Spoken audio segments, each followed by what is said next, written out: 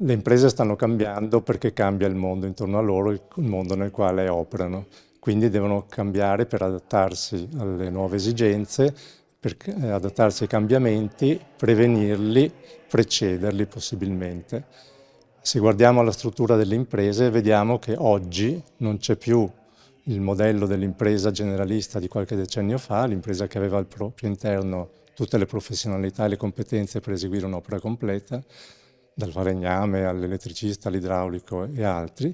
Oggi invece si tende a mantenere sì il controllo del cantiere, la relativa responsabilità, ma si ricorre all'affidamento a terzi delle attività specializzate e specialistiche. Quindi c'è un passaggio dall'impresa unica a una pluralità di imprese che collaborano nello stesso cantiere alla filiera. E questo cambiamento ha necessariamente riflessi anche su noi, sulla rappresentanza, su Ance Venezia, perché noi dobbiamo avere adesso la capacità e l'ambizione di rappresentare questa pluralità di imprese, questa diversità e questo numero più ampio di soggetti che si confrontano.